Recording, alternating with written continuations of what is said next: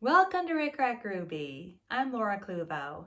Today we will be making a machine embroidered design. This is a Christmas ornament featuring the glow tinsel wreath fabric. It's fun and easy, so let's get started. To make our machine embroidered ornament, we have a little bit of prep. This is glitter vinyl from Glitterbug Fairy. And we need two 5-inch squares. So this is a 5-inch strip and it's 10 inches wide. So I'll just cut that and then I'll fold it in half and cut it. It doesn't have to be perfect. There we go. I've already cut a piece of clear vinyl. Can you see that? It's just a scrap. I think it's going to be big enough for the ornament. And then here's the fabric. You can see I've already cut a couple wreaths out already. And we're going to cut exactly a 3-inch circle. So this is the 3-inch size. And I think pretty much any of these will work.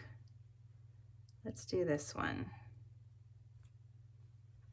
I'm going to draw a 3-inch circle with this disappearing marker. And then I'm going to cut it out exactly on the line. There it is, and now I'm going to move over to my embroidery machine. Hello! It's kind of challenging to figure out the best angle for this. This is the third time I've tried to do this, and I'm not sure it's exactly right, but anyway, this is Crashing Waves Applique Ornaments 2, and this is the large one. I already ran the placement stitch. And now I'm going to set one of my glitter squares over the placement.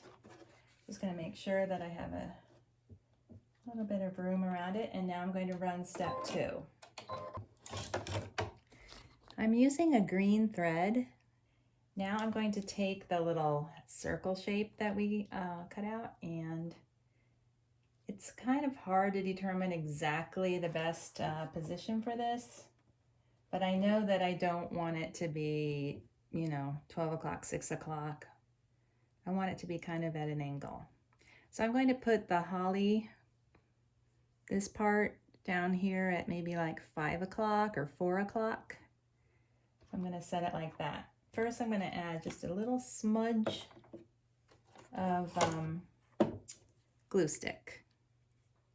Then I'm going to line that up. That circle, that sewn circle, is exactly 3 inches. So this fits right on. Then I'm going to take my clear vinyl. I like to make sure I don't have any little bits of thread or lint caught there. I'm going to run number 3, which is just sort of an outline.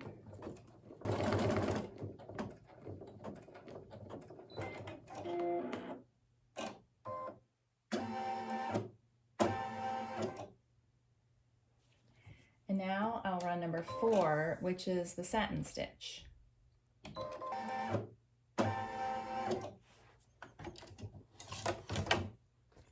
That looks good. The next step is the top of the ornament, which I think it looks good in a metallic gold. So I'm going to switch my thread, and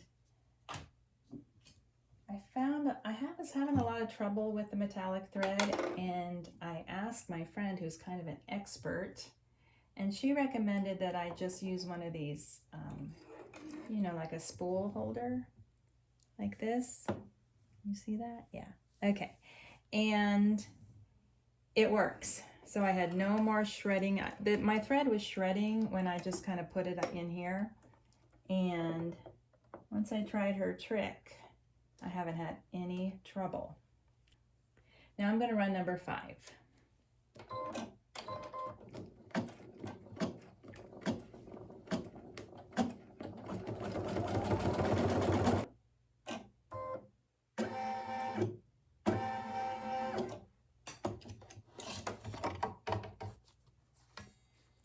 That looks good.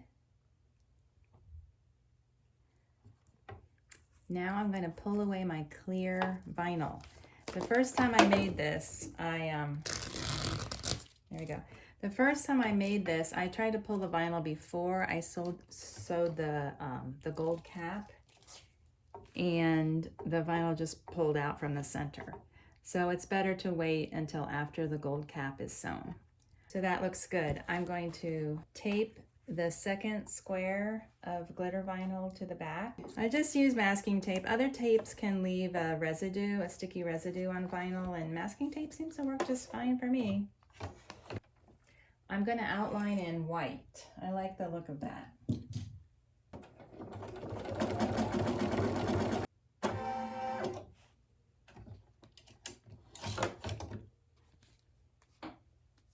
There we go. The last step is just a little circle here for the placement of your grommet or eyelet, and I don't really need that. I think I'm just going to make a pen mark and kind of eyeball it. Sometimes when you stitch that extra little circle in there, the thread gets in the way when you're punching it.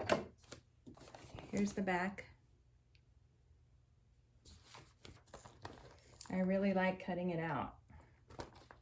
I feel like when I cut it out, I like to leave a nice wide border so you can see the beautiful glitter vinyl. And I also feel like this is the part of the design where you really can see the hand of the maker. And, you know, so much of it is just automated. Like, you know, as an artist, you will choose the colors, the color of thread, the color of the vinyl, and of course the fabric. And so you are truly designing the project, but so much of it is automated when it comes to the actual sewing that I like to just enjoy the cutting. And if it's not perfect, that's okay.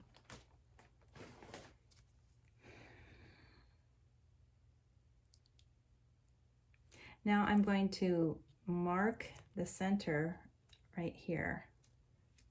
And now I'm going to cut a hole, a 5mm, with this tool. This is a We Are Memory Keepers crocodile.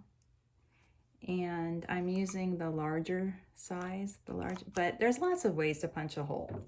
There's the little Japanese screw punch, and there's the hammer with the little stick. But this one really works for me. There's a hole. Looks great. This is a 5.1 millimeter grommet or eyelet. I always call it an eyelet, and then sometimes they call it a grommet. And then there's a washer. There's the grommet. I'm using gold metallic. And there's a little washer for the back. And then I have a press. Here's my press. It's not ideal, but I think you can see it. So you push this down, and then this comes down onto here. And Cam Snaps has the exact right dies. These little things are the dies. This screws on and off, and this comes on and off, and you can get all kinds of different sizes. I'm gonna have to stand up to do this, but I just wanna show you how it works. Boop, and then just, I think I got it. Okay, that's perfect. So here's how it looks from the front and the back.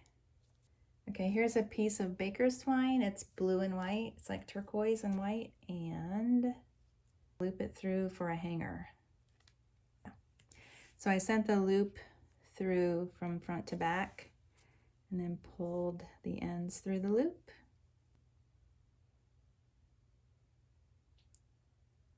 Thank you for watching my tutorial.